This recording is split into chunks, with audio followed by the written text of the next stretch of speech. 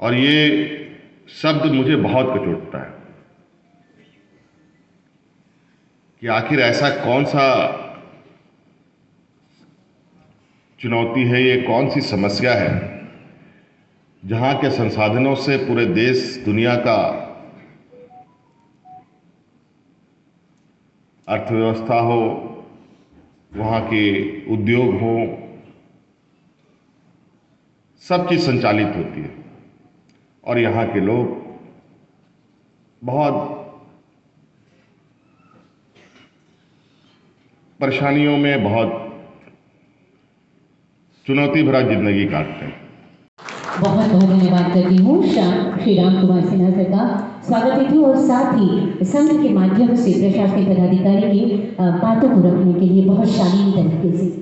साथियों, कहते हैं बहुजन हिताय बहुजन सुखाय, सबका हित हो, सभी सुखी रहें और सरकार के साथ बेहतर तालमेल बनाकर राज्य विकास का नया मार्ग प्रशस्त करें ताकि हर चेहरे पर मुस्कुराहट आए। यही माननीय मुख्यमंत्री जी की चाहत है, जो आम जनता के साथ ही साथ हर एक पदाधिकारी और हर एक कर्मचारी को समझते हैं, उनकी समस्याओं को समझते हैं, उनके मनोभावों को समझते हैं, उनकी आकांक्षाओं को समझने की कोशिश करते हैं, फिर उसके लिए एक बहुत अच्छा रास्ता निकालने का बहुत शानदार सा प्रयास करते हैं। माननीय मुख्यमंत्री जी का ये आह्वान होता है हम सभी से, आप सभी से, कि हम होंगे तुम्हारे साथ, तुम आगे आओ तो सही, हम होंगे तुम्हारे बल कदम, तुम कदम बढ़ाओ।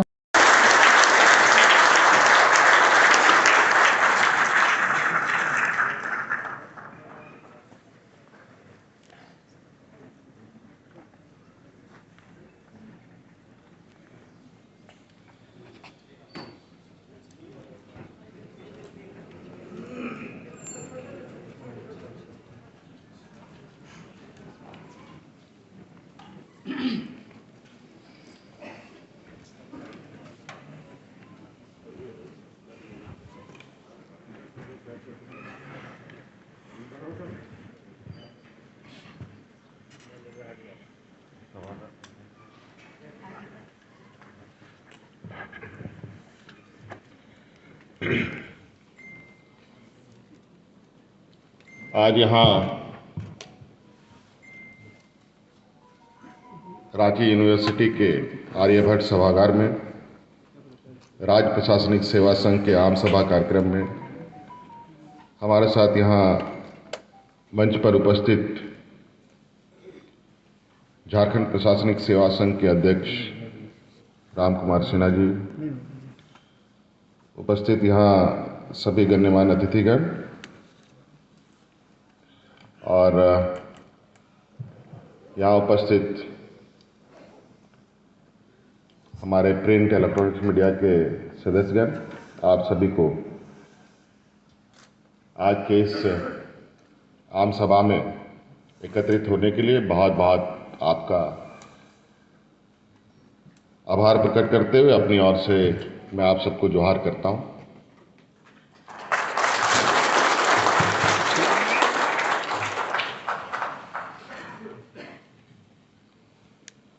जैसे मुझे बताया गया है कि बहुत लंबे समय के बाद आज राज्य प्रशासनिक सेवा की आम सभा आहूत हुई है।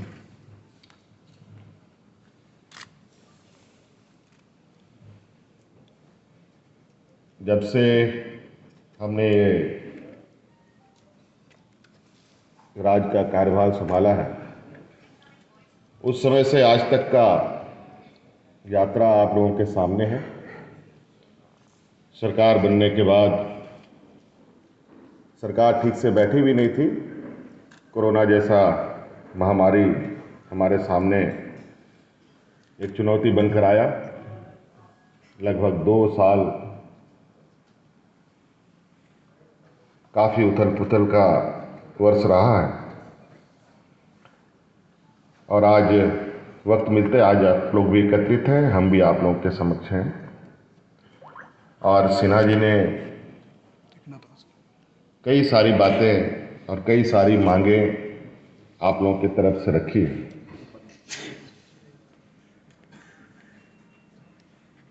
मेरा ये मानना है, राज्य प्रशासनिक सेवा के पदाधिकारी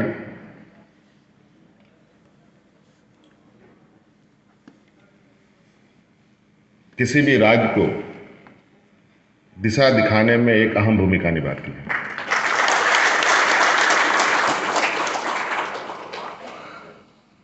और आप जिस स्तर पे काम करते हैं,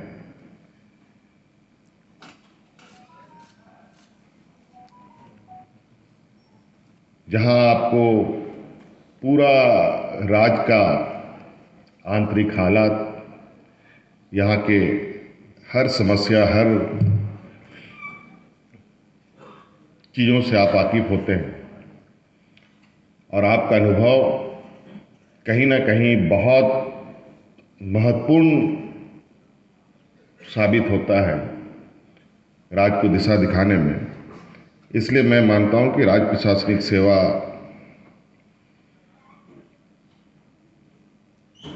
के लोग, जितने भी पदाधिकारी राज्य में हैं, उनका सही मार्ग, उनका सही कार्यशैली से राज्य को एक मजबूत सहयोगी के रूप में आप पहचाने जा सकते हैं और राज्य को एक मजबूती के साथ आगे बढ़ने का भी हौसला मिलता है। हमने, या सरकार, कोई भी सरकार कुछ भी काम करती है, कोई भी योजना प्रोग्राम संचालित करती है, उन सब चीज़ों को धरातल पर उतारना, लोगों तक पहुंचाना, इसका माध्यम आप ही लोग होते हैं। वरीय पदाधिकारी, IAS IPS जितने हमारे पदाधिकारी हैं, उनकी एक अलग कार्यशैली है, उनकी एक अलग व्यवस्था है। लेकिन मैं इस बात को बिल्कुल मानता हूं, जब तक आप लोग हमारे उन वरीय पदाधिकारियों के सहयोगी के रूप में ना खड़े हों, तो वो भी एक कदम ना चल सके। और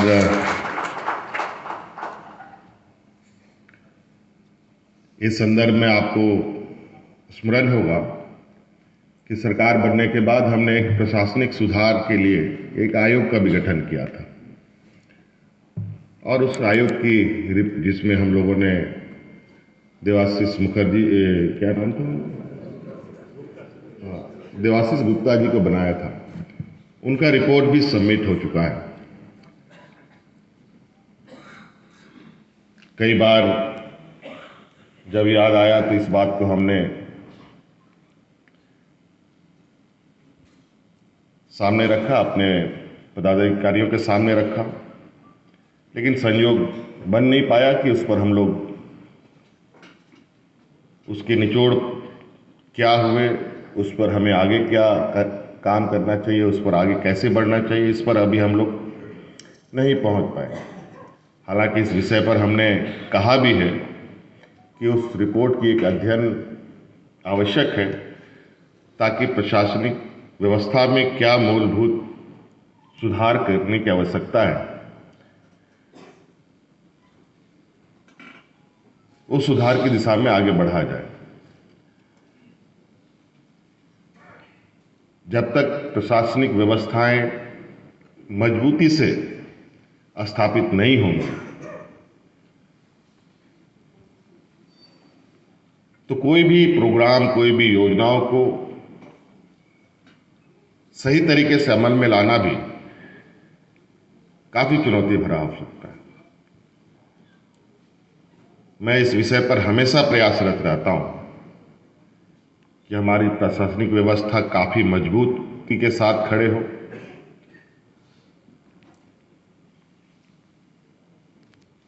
उनकी समस्याओं का समाधान हो। हमें कई जगह अलग अलग राज्यों में घूमने का मौका मिलता है, कभी कभी किसी किसी समारोह में भी जाने का मौका मिलता है, कोई सरकारी प्रोग्राम के माध्यम से भी जाने का मौका मिलता है। उन सब जगहों में भी प्रशासनिक व्यवस्थाओं को थोड़ा हम समझने की कोशिश करते हैं।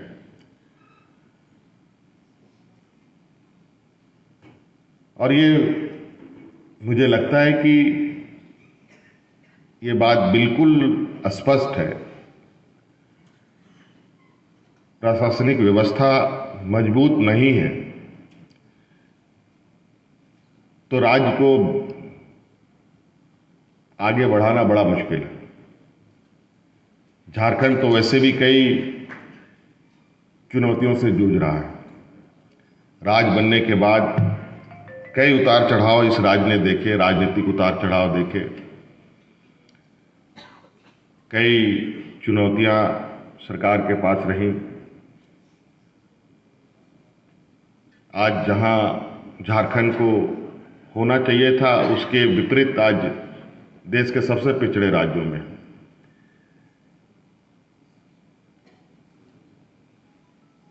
और ये शब्द मुझे बहुत कचोटता है कि आखिर ऐसा कौन सा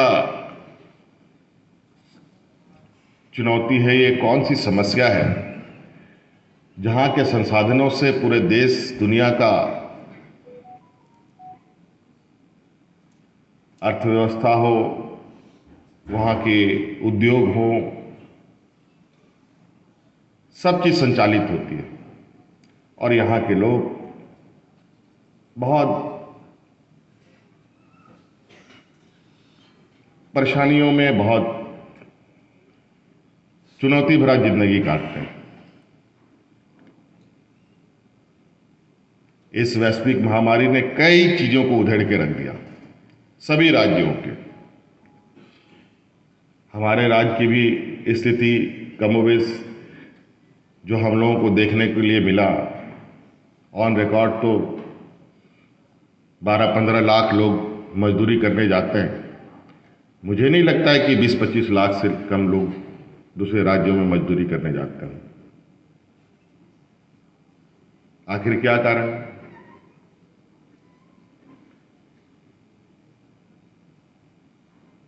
या तो फिर हमारी व्यवस्थाएं ठीक से काम नहीं कर रही। व्यवस्थाएं काम नहीं कर रही हैं तो इसका कारण क्या है?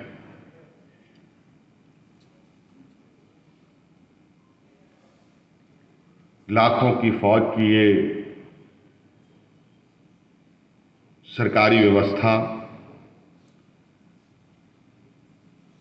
प्रोजेक्ट बिल्डिंग से लेकर प्रखंड कार्यालय तक, यहां तक कि पंचायतों तक हमारी सरकारी व्यवस्थाएं खड़ी हैं। इसके बावजूद यहां के 3.25 करोड़ लोगों को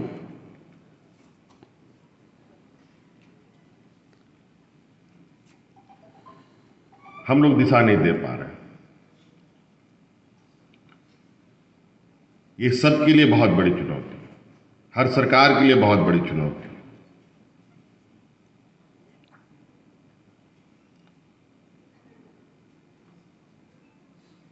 मैं नहीं कहता कि दूसरे राज्यों में आना जाना, इन सब चीजों में पाबंदी लगा दी जाए। विचरण करना मनुष्य का स्वभाव है।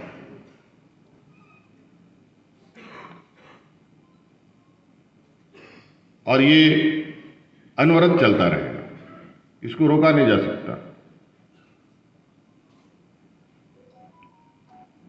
कोई नौकरी के लिए जाएगा, कोई घूमने के लिए जाएगा, कोई शिक्षा ग्रहण करने के लिए जाएगा। कई वजहों से लोग अलग अलग राज्यों में भी जाते हैं।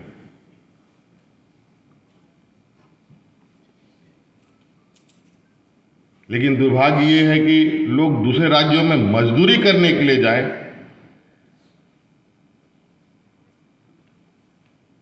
ये बात ठीक नहीं।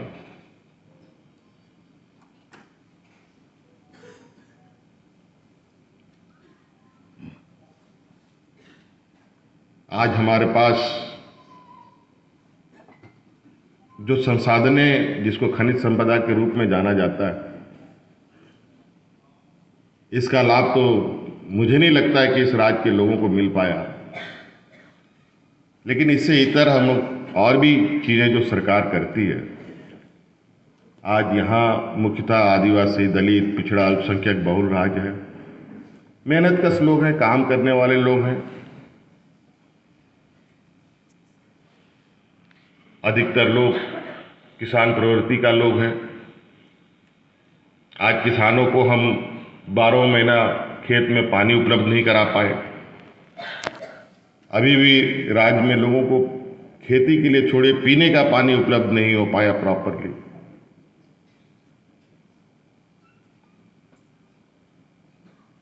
बहुत सारे कारण गिनाए जाते हैं, बहुत सारे कारण बताए जाते हैं।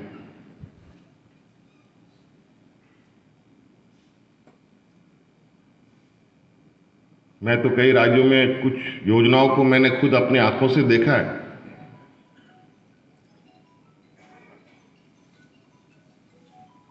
जो योजना यहां पर 40 सालों से चल रही हैं, उतनी बड़ी बड़ी योजनाएं वहां पर महज 4 साल 5 साल में पूरी कर ली जाती है,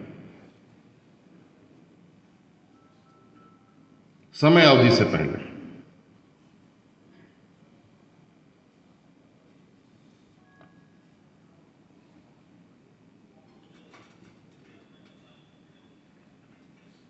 इसीलिए मेरा ये मानना है कि हमारी जो व्यवस्था है सरकार की, चाहे वो प्रशासनिक हो, चाहे उससे जुड़ी और भी व्यवस्थाएं हों, उन व्यवस्थाओं में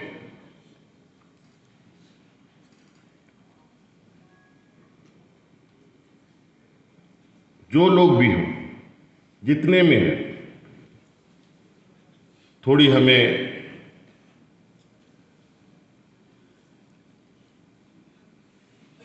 ईमानदारी के साथ और लगन के साथ उस पर थोड़ा हमें लगने की आवश्यकता है। हमारी व्यवस्थाओं के बीच से ही कुछ पदाधिकारी कुछ ऐसे कार्य कर जाते हैं जहां पूरी व्यवस्था का भी सर झुकता है, सरकार का भी सर झुकता है।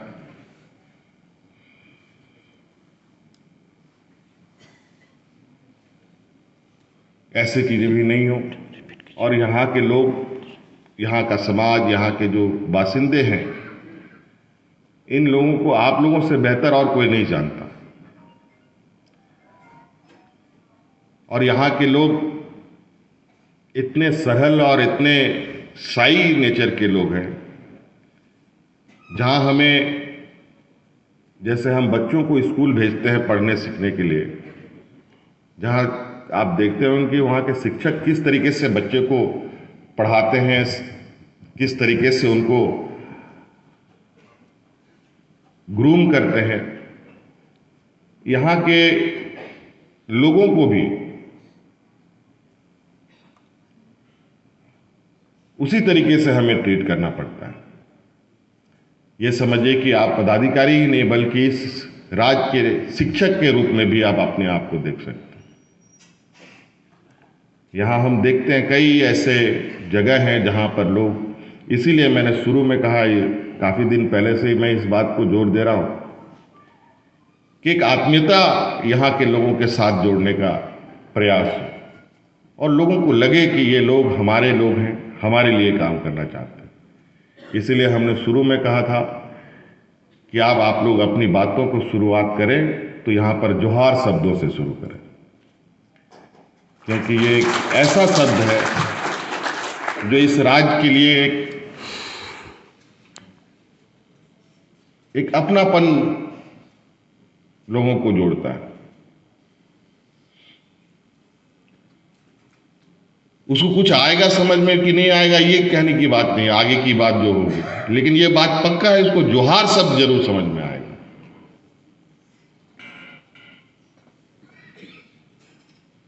जब आपका फर्स्ट प्रेजेंटेशन ही ठीक ना हो तो बाकी चीज तो फिर गड़बड़ी रहे। पहले हम यहाँ के लोगों को जुड़ें, तभी कोई चीजों को धरातल पे उतारा जा सकता है। इसलिए मेरा आप लोगों से आग्रह होगा कि आप सब लोग बहुत ही ग्रास रूट तक जुड़े हुए लोग हैं और बहुत मेहनत करते हुए, कई प्रमोशन लेते हुए आप ऊपर तक आते हैं। कई सारी चीज़ें अभी सिन्हा जी ने बताई। वक्त मिलता है तो कई चीज़ों पर हम लोग चर्चा भी अपने आप में करते हैं, कहाँ गड़बड़ी है, कहाँ ठीक है, कहाँ प्रमोशन है, कहाँ लंबे समय तक लोग, अभी पुलिस प्रशासनिक विभाग की बात कहें, वहाँ पर भी बहुत गड़बड़ियाँ।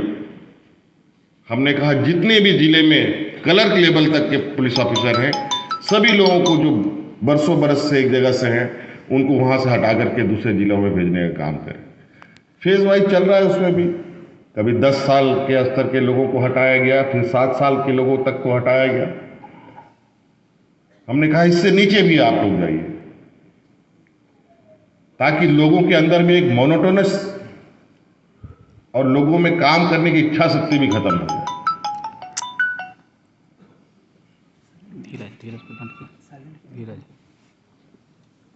जो एक व्यवस्था है, एक रोटेशन सिस्टम है, उसको अनवरत चलने देना चाहिए। आप लोग कई प्रीमियर सेवा की जो आप लोगों ने बात कही है, जो मैंने जानकारी लिया, मुझे लगता है देश में झारखंड ही एक राज्य है जहां प्रीमियर सेवा लागू है, बाकी पूरे राज्य में, पूरे देश के अंदर।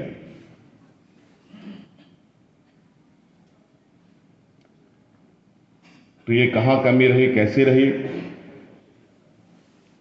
ये बात निश्चित रूप से अगर मैं इस बात की जानकारी ले रहा हूं तो कुछ हमारे दिमाग में भी है, और कई महिला पदाधिकारी को चाइल्ड केयर लीव की बात है।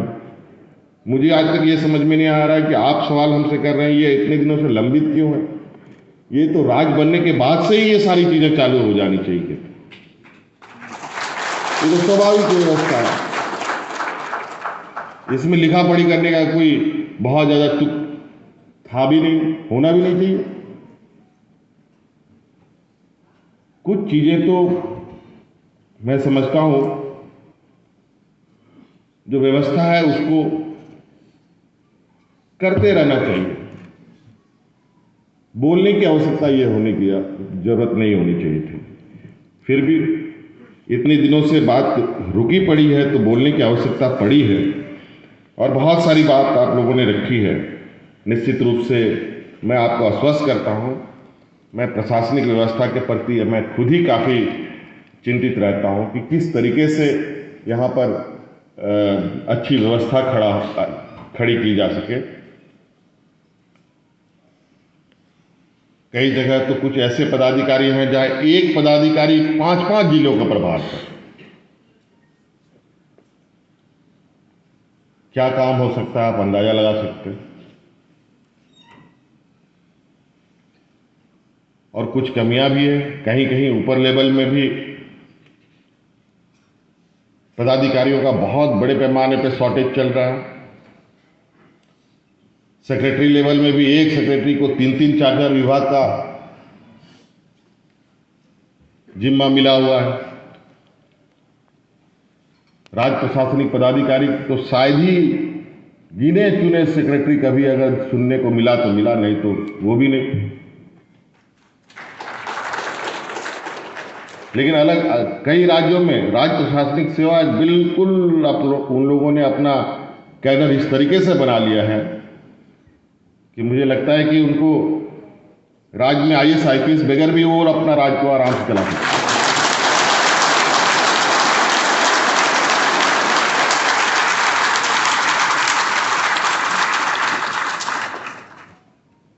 हम भी चाहते हैं कि आप लोगों का भी हाथ मजबूत हो, आप लोग भी मजबूत हो, और इस विषय पर बहुत गंभीरता से काम करने की आवश्यकता है। लग करके, भीड़ करके, इसमें काम करके इसको एक मतलब एक मिशन मोड में ही इस काम को करके निकालना पड़ेगा। और इस विषय पर मैं आपको आश्वस्त करता हूं कि इस पर बहुत जल्द हम लोग कुछ तेजी से शॉर्ट पीरियड में आप लोगों की समस्याओं का समाधान हो, ताकि आप निर्भीक होकर काम कर सकें। और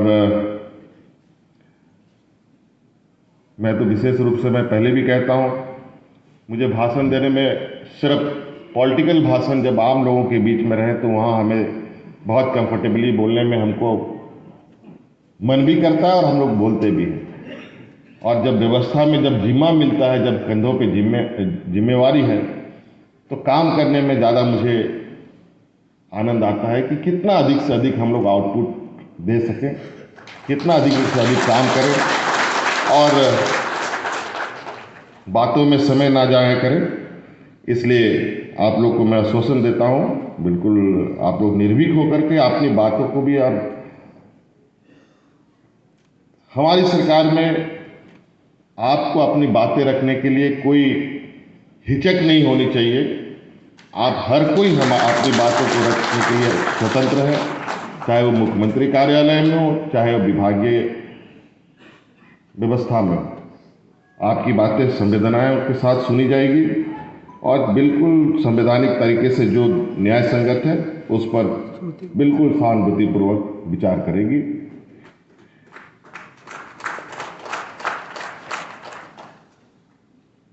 बाईस साल हो गए हम लोग के राज्य के अलग हुए। बहुत सारी चीज़ें, मुझे आधारभूत संरचना में भी कई कमियां हैं, प्रशासनिक सेवाओं में भी कई कमियां हैं, कई क्षेत्र में एक साथ काम करने की आवश्यकता है। और इसके लिए बिल्कुल इस बार आप देख रहे हैं कि आप लोगों के सुविधा अनुरूप कल को आने वाला समय में भी कई जगह तो हम को पदाधिकारी जबरदस्ती के साथ भेजना पड़ता है, जाना नहीं चाहते। कई ऐसे हमारे राज्य हैं, जिले हैं राज्य में, जहाँ कुछ आधारभूत संरचनाओं की घोर कमियां, न सही अस्पताल, न सही स्कूल, न सही कहा जाए कि वहाँ का वातावरण। अब कोई डीसी किसी जिले में भेजे जाते हैं, वो भी अपना परिवार के साथ जाता है, लेकिन बच्चों को पढ़ाएगा कब?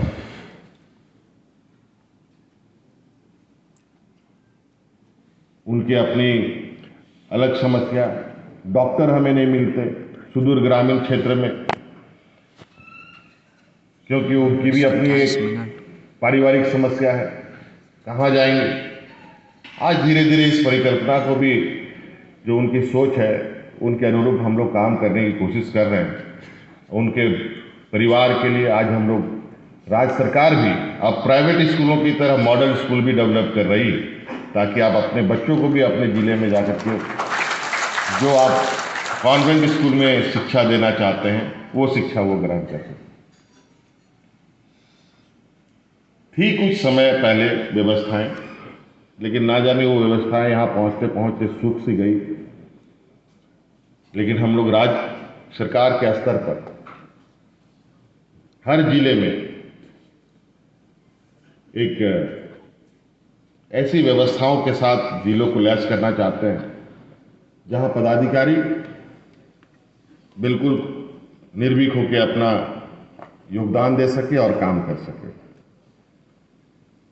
नहीं तो बहुत सारी जगहों पर तो अब पिक एंड चॉइस होने लगा है कि नहीं यहां जाएंगे, नहीं वहां जाएंगे। मुझे ये समझ में नहीं आता ये पिक एंड चॉइस क्यों होता है। शायद यही वजह हो।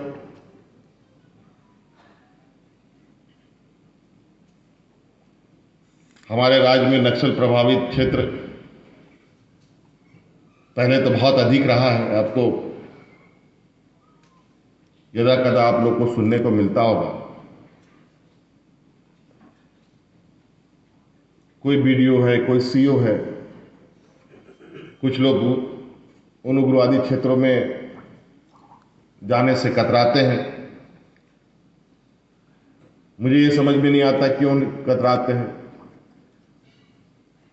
आपकी नियुक्ति में तो बाय डिफॉल्ट ये चीजें जुड़ी है कि आपको गांव-गांव, पंचायत में भी जाने की जरूरत पड़ सकती है। अगर आप वहां नहीं जाएंगे और बंद कमरे से काम होगा, तो बिचौलिया जिसको हम कहते हैं, फिर अनवांटेड लोग जिनको हम कहते हैं, वो सक्रिय होकर आपके कामों को प्रभावित करें।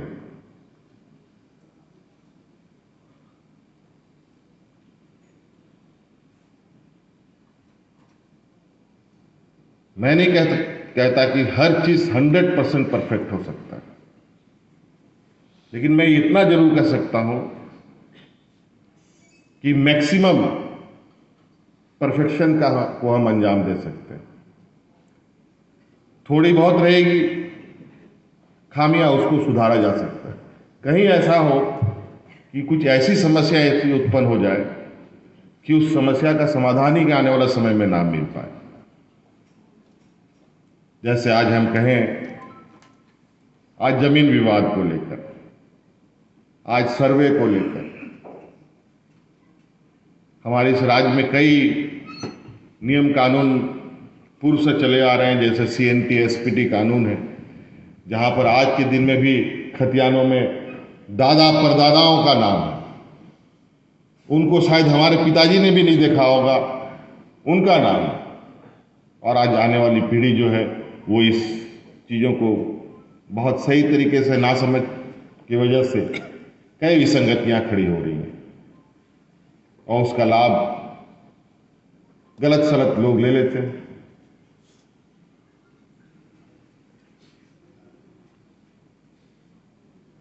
तो कई चीजें हैं जिसे हम सबको मिलकर सुधारना है और निश्चित रूप से इस आशा उम्मीद के साथ सभी चलते हैं और इस उम्मीद के साथ मैं भी आप लोगों से आशा करूंगा। और मैंने पहले भी कहा कि आप सभी लोगों का ख्याल रखना सरकार की जिम्मेवारी है और आपका ख्याल रखना राज्य की जिम्मेवारी है। और आपकी इन सभी मांगों को मैं सहानुभूतिपूर्वक अति शीघ्र समाधान करने का आपको आश्वस्त करता हूं। धन्यवाद।